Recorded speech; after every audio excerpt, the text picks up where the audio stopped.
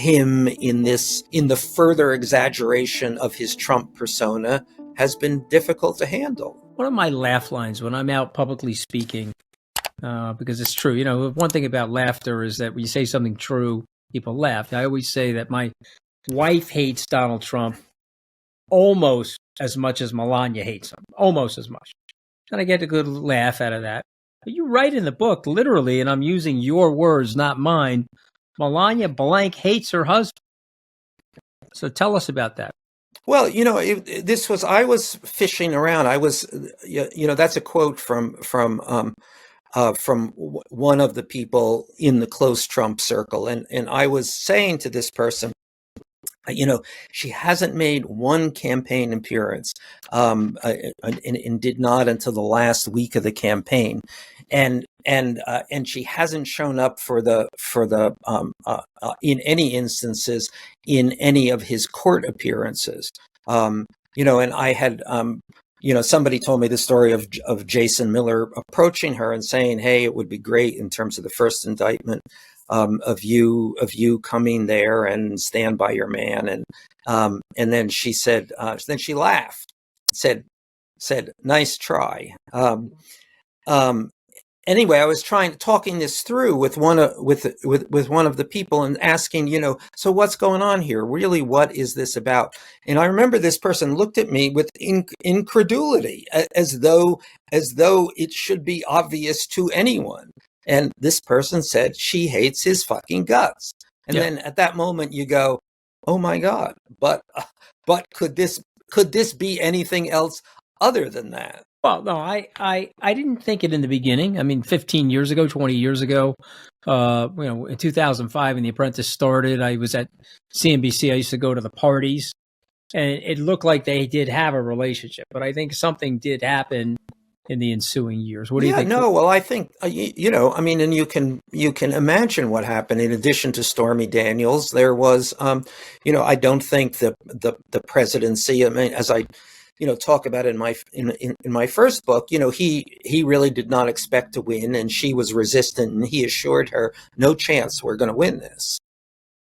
And then I think this has all been Washington, him in the further exaggeration of his Trump persona has been difficult to handle. I'm blown away by the reporting, and I'm blown away by the detail that you've gotten. And I've theorized something I want to test on you. No, nobody likes him. Nobody likes him. The kids don't like him. The wife doesn't like him. The staff doesn't like him. I think only you and I get this. Am I wrong in saying that, sir? I mean, I mean, other than the people who don't know him out in the great land who vote for him, to know him is to really, really not like him, to dislike him actually intensely, to become for him to inhabit you in a way that is really, really toxic. Which is one of the reasons, by the way, all of these people talk to me and continue to talk to me.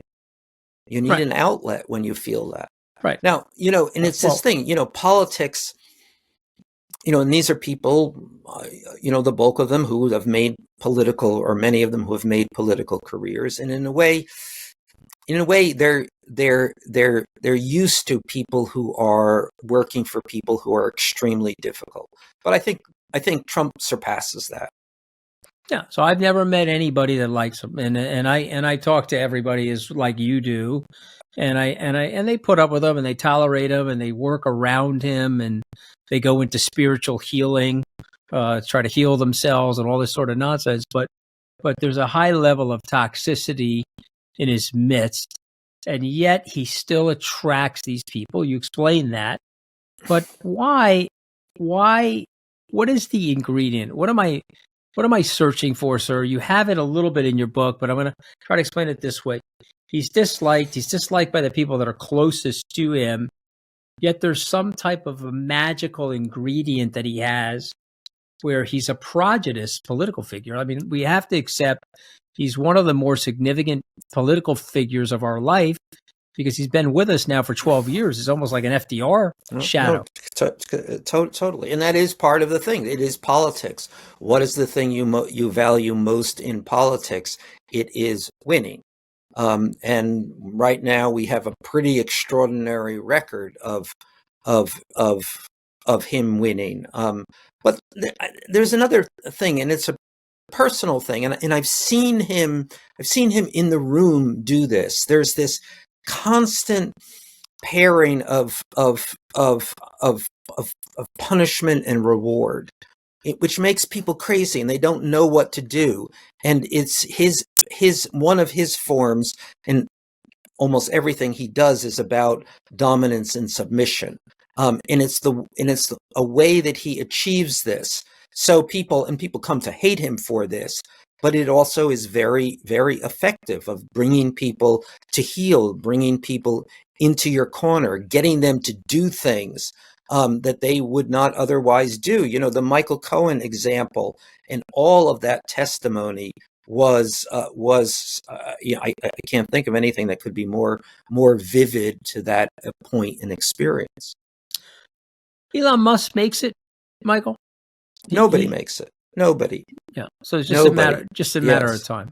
Yeah, I don't know. I mean, yeah, the Elon thing. Remember, so Steve Bannon made it for 6 months, right? And Steve Bannon was in a way in the Elon position. You know, the cover of Time magazine, all of that kind of thing. And then you know, he went 6 months, and then he was out. Now the question is, what does Elon want out of this? What does he hope he can achieve? I mean, he must have some idea that this is going to come to tears at some point. I don't know. Maybe he's hoping that Trump will Trump will die before it comes to that, and that will. I don't know. No, guys like Trump don't die, though, Michael. I think you know that, and I know that. He knows. You know, the good die young, Michael.